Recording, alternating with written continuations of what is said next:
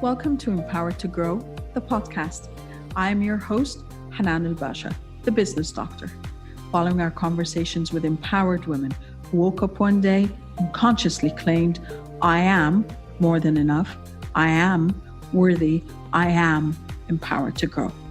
And along their empowering journey towards realizing their own potential and their quest for growth, they became a beacon of hope and guidance for others. May you also find your inner power to grow. Hi everyone. Today I wanted to talk about stress. And guess what? I guess we are all stressed one way or another. The point is to first understand what stress is. And we're talking about stress management specifically. So before we can manage stress, we need to know what it is, and we need to know what causes it in our life, and we need to know the use of it. Stress is not a bad thing. We have been created in a way that stress is supposed to serve us. The problem, and that is when we call acute stress. So it's for survivability. The problem occurs when the acute stress turns into chronic stress, which means this becomes an everyday thing for us. And with everyday things, our bodies get accustomed to it. They actually get a high on it. And guess what? It impacts our functionality, our body's functionality internally. So just to start, I have a lot of notes here today. I hope I cover all of them. But what is stress? So any kind of emotional, mental, or physical occurrence that causes our body to be triggered one way or another. And that, again, that causes a physical, mental, or emotional stress or emotional load. And that actually changes the physiology and the chemistry within our body to deal with it as if this is a factor that kind of threatens our survivability. Our bodies cannot, our brains, our old 2 million year old brains cannot distinguish between the stress of a work deadline, someone cutting you off in traffic, your kids getting on your nerves, the work, the dish loads or whatever, the washing clothes loads that you need to do, and a lion or a tiger chasing you, and you need to run for your life. Your body and your mind process it the same way, which is the function of our sympathetic nervous system. It triggers the brain to release the stress hormones, which are the cortisol and the adrenaline, to be able to save you from whatever is running behind you and to be able to live, technically, to survive. When that is continuously happening, though, then your sympathetic nervous system kind of takes over. And that when those hormones are in your body continuously on a chronic basis, well, guess what? They impact other systems within your body. They impact your digestion, the food intake that you do, how your body processes it, and how your body kind of absorbs it. It impacts your immune system. It impacts your reproductive system. Why? Because your body has put everything else on hold because you're being chased by a lion or a saber-tooth. It believes that, it perceives that. And this brings us to the next point. When we are talking about stress, it's about the stress story, i.e., what you associate with what is happening in your life and how you process through it and what you are telling your body to process it. So when you have an argument with your boss at work, you tell your body that, oh my God, I'm gonna get fired. And then now that means that I can't afford my bills and I can't survive for the next month. And what am I gonna do? And who am I gonna talk to? And this person is kind of suppressing me. And you kind of blow it out of proportion. And once you blow it out of proportion in your head, guess what? Your body gets the cues from your brain to function accordingly. And that's why the simplest things, the stress symptoms are tension in your shoulder and in your back and the back of your neck, heartburn, diarrhea, constipation, bloating. All of these are indications that you are going through stress. Of course, there are physical symptoms to that, but they, again, are being fed by our mental cues. Okay, so that is one of those first things about stress. We need to understand that acute stress, like for example, Dr. Joe Dispenza speaks of this example, and I love it. It says, look at a deer in the wild. A deer's grazing and it's calm and it's just kind of going by itself. And then a cheetah starts chasing it, or it realizes there's a cheetah that is supposed to chase it. Well, the deer snaps into survivability mode and it runs as fast as it can. All the hormones, the stress hormones and everything are kind of infused in its body just to make it survive. Once the deer outruns the cheetah, which is not that common, but still, if it manages to outrun it and it survives, within 10 to 15 minutes, it will go back again to grazing and calm and everything. That is the function of what stress is supposed to do in our body. That's what acute stress is. It's about saving us from that situation. If you are constantly feeling like there is a cheetah running after you or a lion running after you, you won't tend to calm down. You won't tend to graze. You won't tend to sleep. Insomnia, of course, is one of the main factors or the main symptoms or evident symptoms of stress. So that is what we're trying to do. Can we eliminate stress from our life? Of course not. We have to be realistic again. Like we were putting in the effort to be realistic about expectations. You cannot eliminate stress. What you want to do is you want to manage stress, but more importantly, before managing it, you need to understand the root causes of it. There are several elements to that.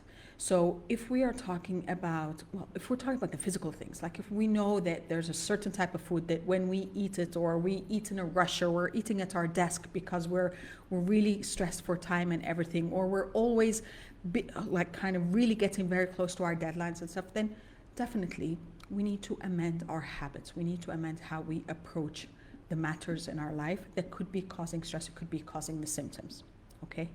But if we are talking about the stories we tell ourselves, and I know you might not like this phrase, I really did not like it the first time I heard it from my coach, and I thought, what do you mean? Like I'm delusional, like this is all in my head? Well, sometimes we are, sometimes we blow things out of proportion just because we set, again, context and meaning that could get us stressed over something.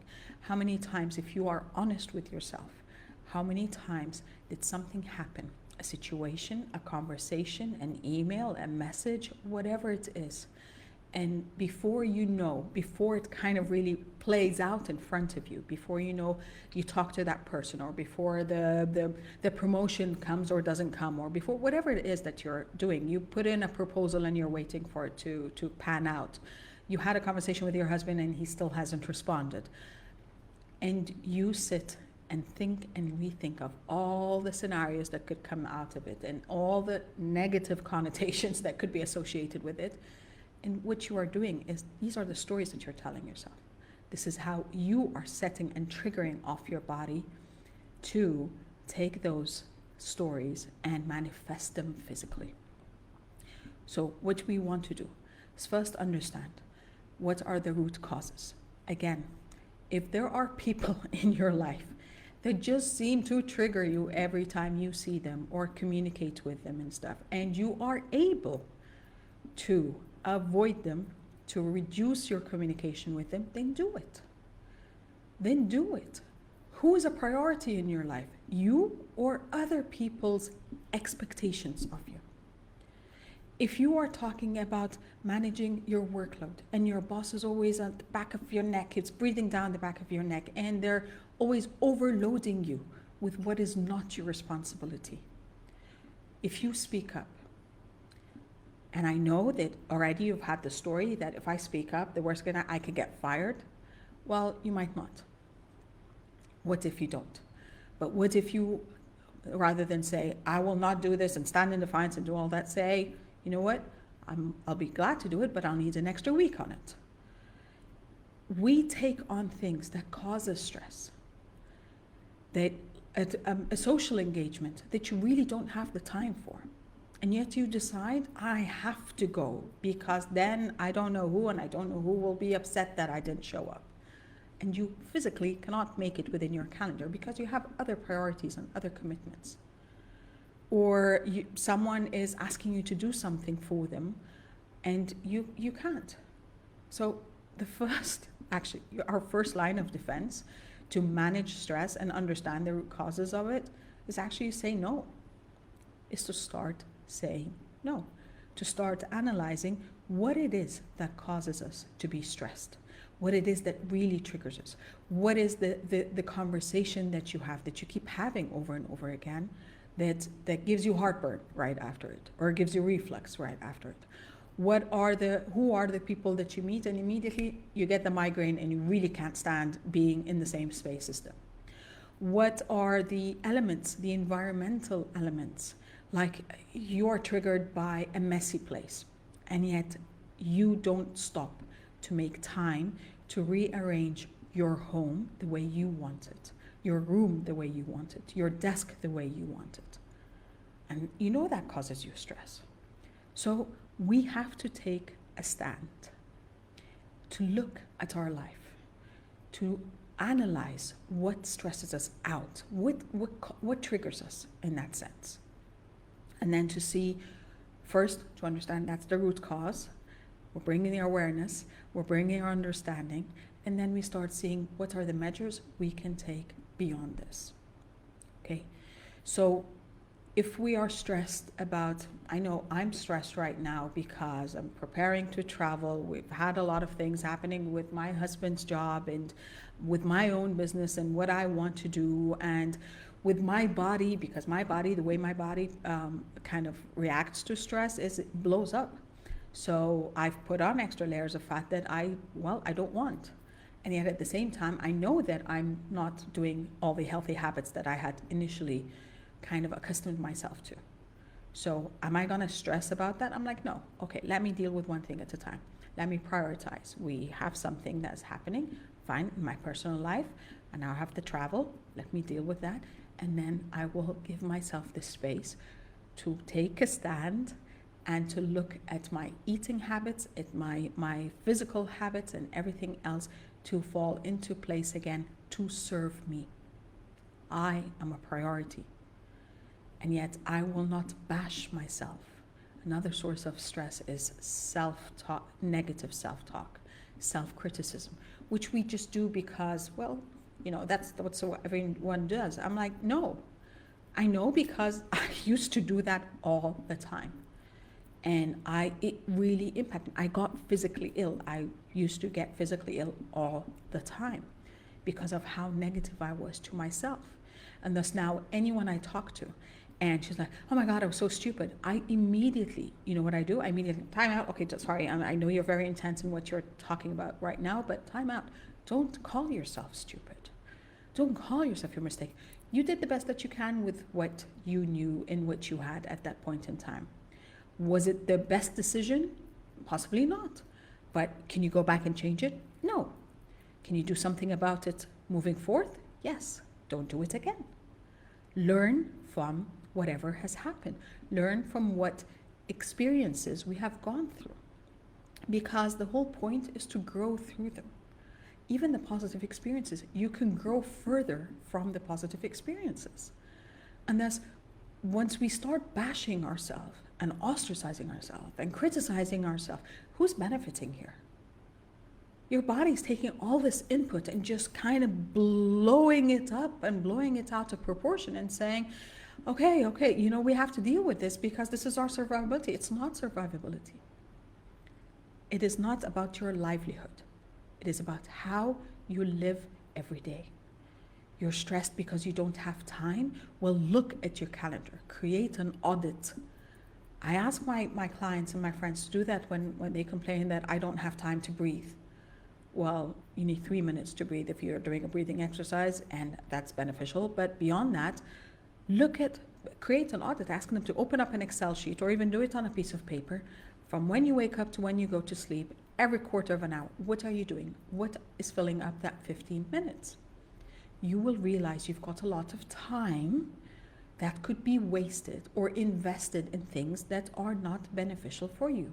So you're not getting the proper return on your investment. Your time is an investment. It's a resource for you. So whether you're scrolling through social media. I catch myself doing that sometimes, like, okay, stop my mobile, just put it to the side. I put it on do not disturb. I just get it out of my sight so I can focus on what I'm doing right now. Or whether you are spending too much time talking to people that just trigger you, or whether you are you're in traffic. Well, find something to do in traffic. The simplest thing is you can listen to an audiobook, you can listen to a YouTube video, you can listen to music that relaxes you, you can have the conversations that take up time from you later. I used to catch up on all my phone calls during traffic hours. And if I have, then when I was done with that, and the important part about it, then came my audiobooks and my YouTube videos and the music that just excites me or relaxes me, depending on what's happening next.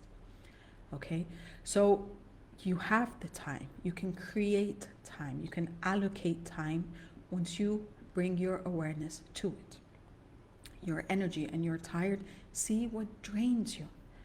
If you have your kids in 5 or 6 activities and they're not enjoying 4 of them, and you have to drag them there, and they really have to put in a lot of effort for them. I understand that we all want our kids to be champions, but the truth is they're not going to all be champions. We know that.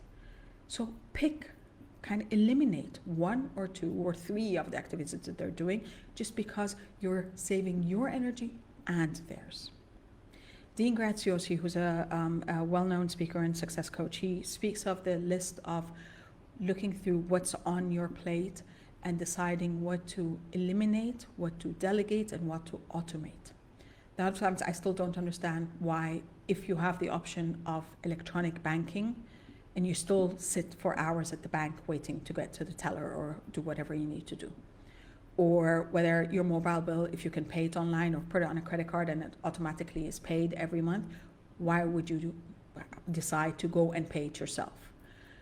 There's simplest things that we can literally automate, delegate, or eliminate.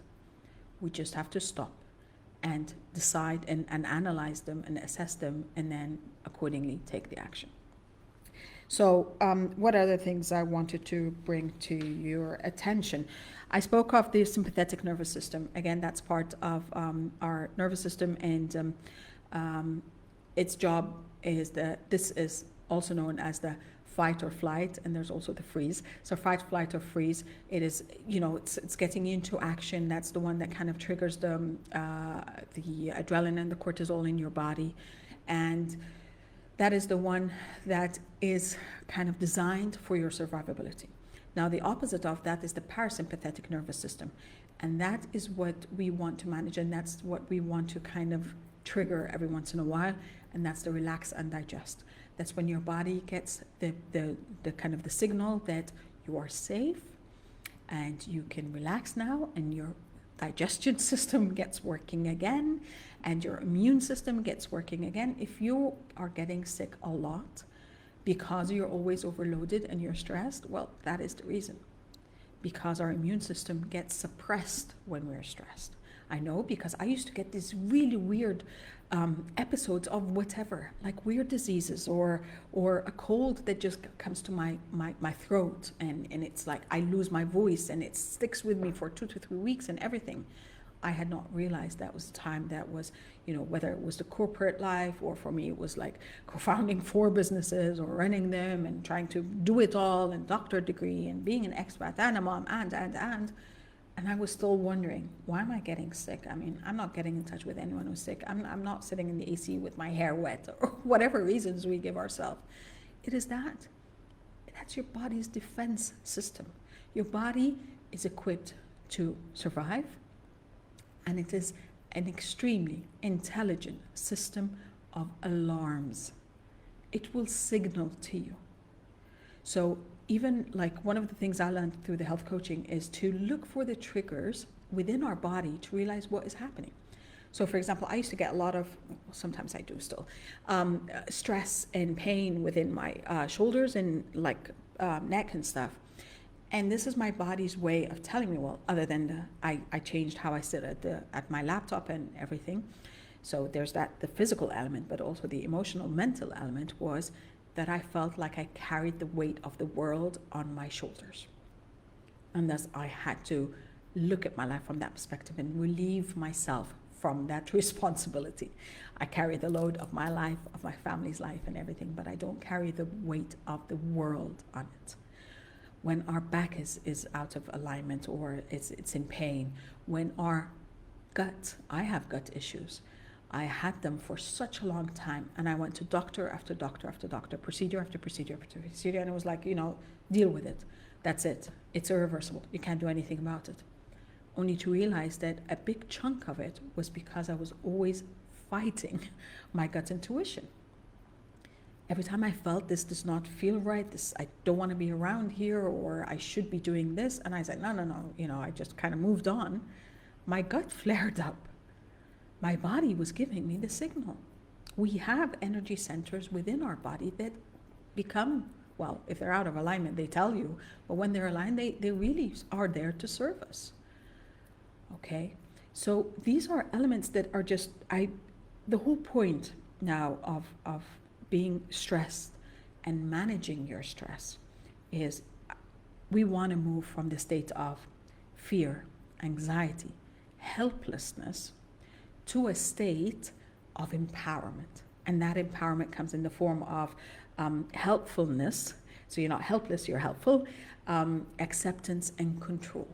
Exerting some form of control over your life. So you don't feel like, again, like Tony Robbins says, and I know I use this a lot, but it is very applicable, like life is happening to you and not for you. Okay? So one of the things is mindfulness.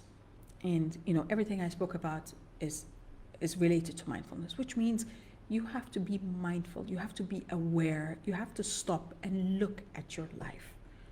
This hamster wheel doesn't work for us. It is not sustainable. We crash and we fall and we get sick because our bodies can't take it. Or we go through mental health issues.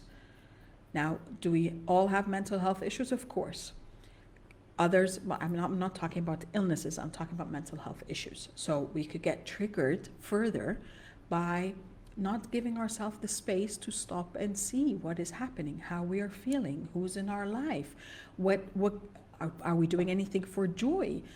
Are we enjoying our career? And if not, how are we dealing with it? Are we doing something about it? Are we having a side project or a side passion that we can fill our cup in from that? Are we doing enough physical activity? Are we eating wholesome foods? Are we having the relationships that serve us? Okay, what else is there? Finances. Are we looking at our finances and saying, are we happy where we are? Are we managing it? Are we doing the retail therapy all the time that we're stressed by our credit card bills on an ongoing basis and we're always feeling like we're indebted to someone else or something, as an organization or a bank or whatever? Well, these are all stressors. These are all root causes for stress. And it takes small shifts. I'm not asking you to do everything at the same time. You're not supposed to.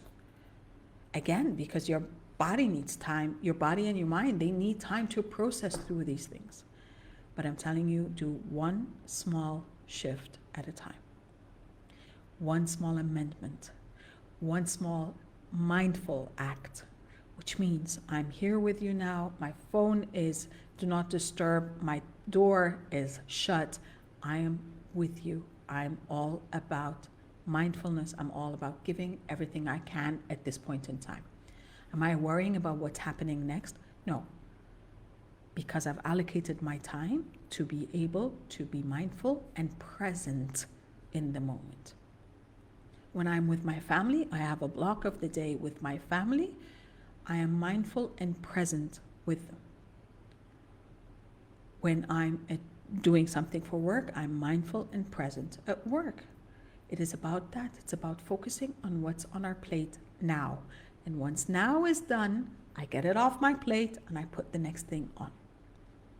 And I always make sure I have time for me, because I am a priority in my life, and so are you. Okay, so what else? Let's talk, just last but not least, I'm sure, I can go on forever over here, and there are a lot of elements that when we talk about stress and stress management and how to come from a place of mindfulness and practices and everything that helps you, some of the basic things, and as I said, start with the basic small steps and incremental steps like we always talk about. Breathing is important. A conscious breathing exercise, 3 minutes at least per day. If you can do 3 minutes in the morning, 3 minutes before you go to bed, that would be amazing. Journaling is an amazing activity that you can take up. It just means journaling is a brain dump. Don't think of it that you have to write about something specific. And it's like when we were kids and we had a diary, or dear diary. Well, you don't have to say dear journal, but journaling is that. It's just a brain dump that you are putting down your feelings, your thoughts, the activities, the aspirations, the dreams that you've got. And the whole point is when you get it out of your system, when you do it with paper and pen, or you can journal, of course, e-journal, I prefer a kind of paper and pen, is then you are bringing your awareness to these things. You can go back and read it and see what triggered you, who are the people that triggered you, the situations that triggered you. You can see and celebrate how you've evolved emotionally, mentally, physically, over and spiritually over the past week, over the past month, over the past year when you're looking back at your journals. So journaling is an important thing because you are bringing your awareness to what you are feeling at this point, what you're thinking at this point, what is happening at this point in time. Okay, journaling is an activity that also supports stress management. There's also meditation. And again, don't be intimidated by meditation, and you're not supposed to sit in silence for an hour and whatever. Again, meditation could be anywhere from 7 minutes, or it could go up to 90 minutes if you're that type and you're up to it. It could be a guided meditation, as in you are listening to something and you are following. Just it's important that you breathe. It is okay for your mind to wander when you first start. For me, the first few sessions, I nearly actually fell asleep. I was yawning so hard that I actually stopped meditating. And I just Googled, is it okay to yawn while meditating? And yes, it's very okay. Your mind will wander. You will start thinking about things that stress you out. It's okay. Just let the thought go. Let it flow through you, and then bring back your attention to your body, to your breathing, to the movement of your chest up and down, and everything else that brings you back in the moment.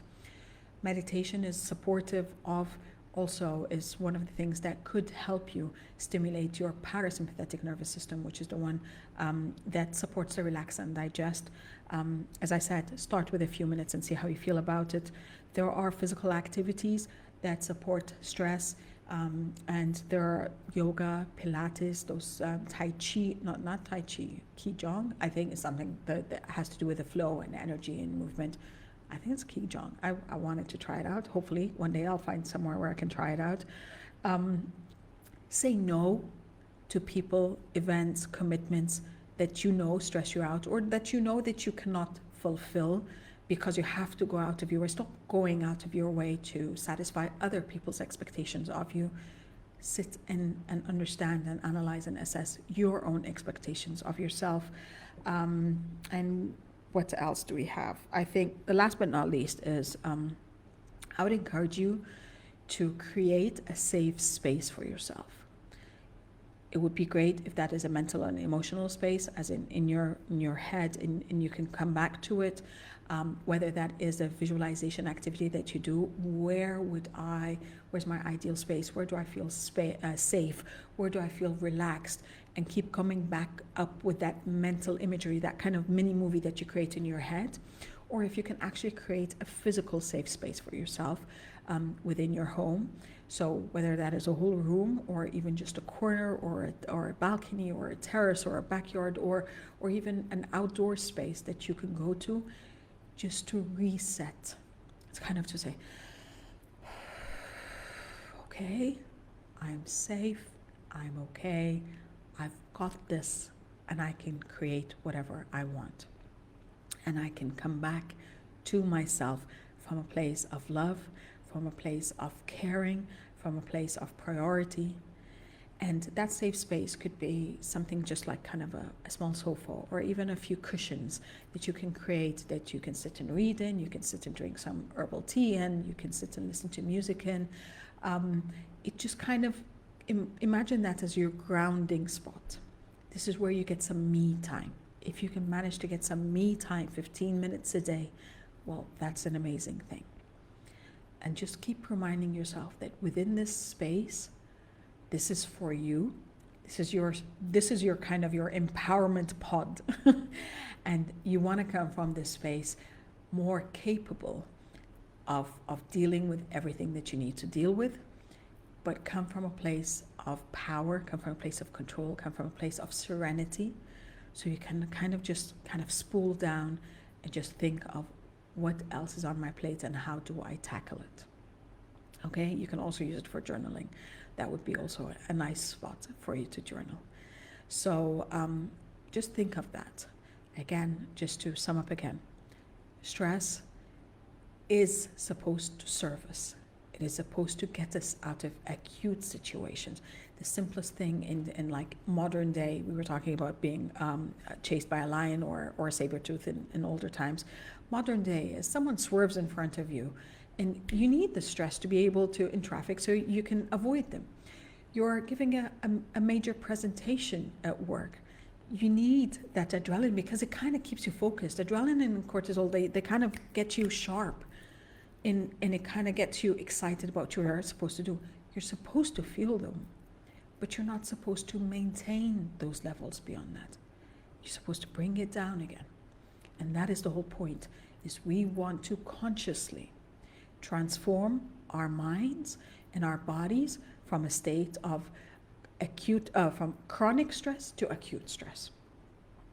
Especially if you are an entrepreneur or a solopreneur, and then you've got the entrepreneurial overwhelm because you're trying to do this, and then you're trying to do your job if you have a job on the side, and you have family to commitments, and you have friends, and you have your own things, and we can't maintain this.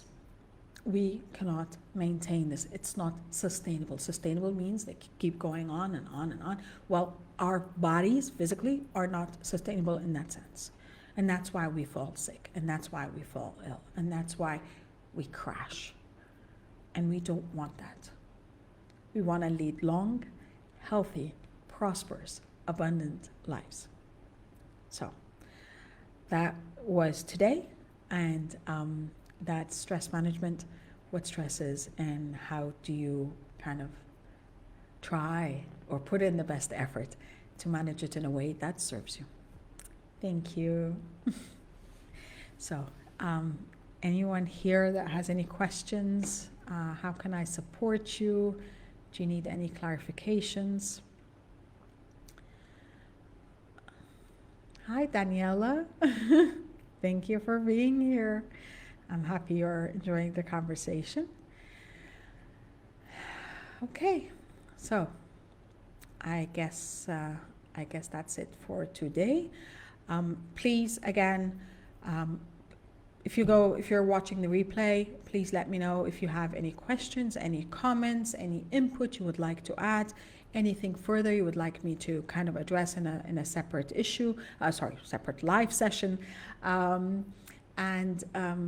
Just please take the time to take care of you, because you are a priority, and that is the whole point that we need to keep focusing on.